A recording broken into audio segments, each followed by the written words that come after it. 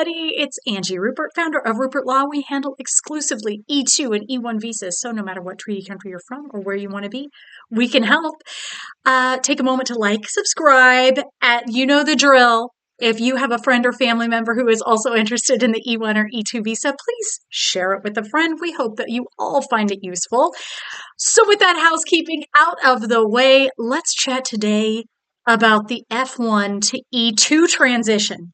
So you're in school, or you're on OPT, or you're on CPT, or you're on your STEM extension, right? And you're like, how can I stay? What can I do?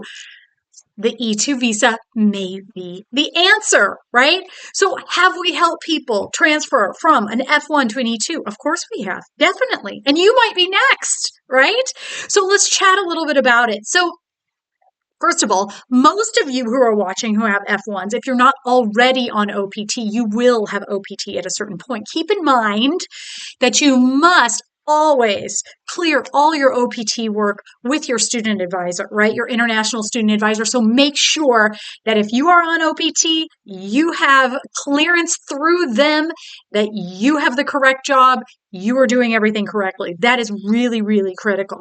Also keep in mind that on OPT, it might be possible to work in your own business. It depends a lot on your major. It depends on if your international student advisor gives permission for that, right? Again, it's really, really critical. Whatever jobs you have on OPT, make sure that they are cleared through your student advisor and you've got everything is good to go, right? Through CVIS or through your I-20, all of those things, right? That's really critically important.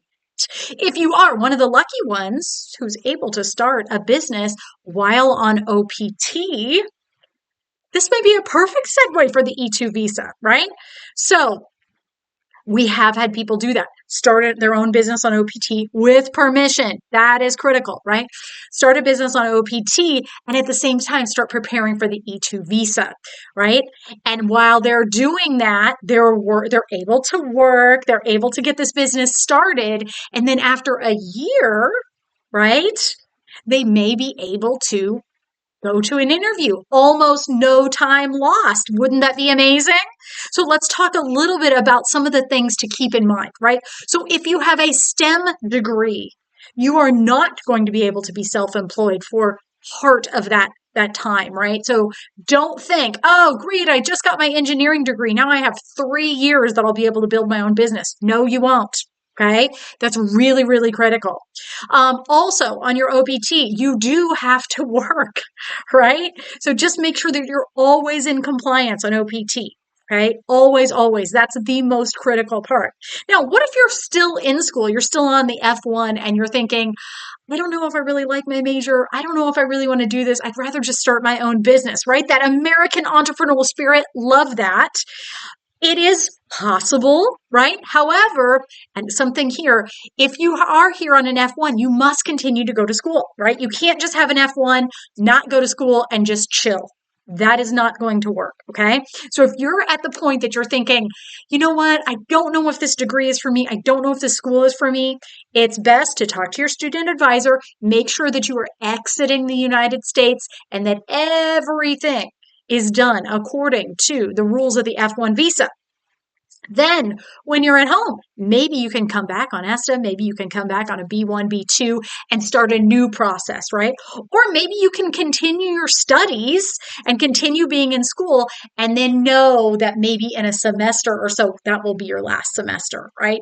That's a really critical part. Now, as far as the E2 goes, of course, it's a very different visa than the F1, right? But here's something to think about. So as an international student, you know you don't have access to the loans that some of the American students are able to get through the government, right? You're not going to have access. So you have to show that you're paying your own tuition. So think about it this way. Yes, it is expensive to get an E2 visa. We all know that the recommended minimum is going to be at least $100,000 or so. However, if you are going to school at a private school or even some of the public schools, that could be within about 2 years of tuition, right? That could be about $100,000 fairly easily. So think about it that way. Instead of investing in the education, you'd be investing in this business. So that's something really to consider. In addition, I think that probably the biggest concern that I have for anyone who is on an F1 and is transitioning to an E2 is just making sure that anytime you're on OPT or CPT, you have the exact authorization and you are dealing with your international student advisor to make sure that you are in compliance with all of the terms of your I-20 or F1, all of those things, okay? That's the most critical piece. Now, something that I tell everyone who wants an E2 visa, there are 3 things that you must do before we can walk you through any other parts of the visa. And so if you have these 3 things completed, I think it's time for you to give us a call, okay? Number 1, make sure that you want the E2 visa. I can't decide that for you. Only you can do that, right? Number 2, make sure you know what type of business you want to buy or start. It should be something that is of interest to you and something that you feel you can make successful. Number 3, you need to make sure that you have access to your investment funds within about 30 days or so. That way we can kind of get the ball rolling.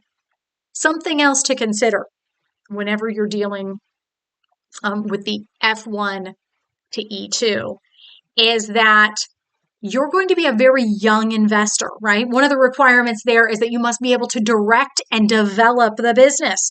This means that the consular officer needs to know without a doubt when you're standing there at that interview, yes, I'm able to direct and develop this business. I'm going to make it successful in this way, that way, and the other. So if you are 21, 22, 23 and have very little work experience, that could be a little bit of a challenge. It is not insurmountable though, right?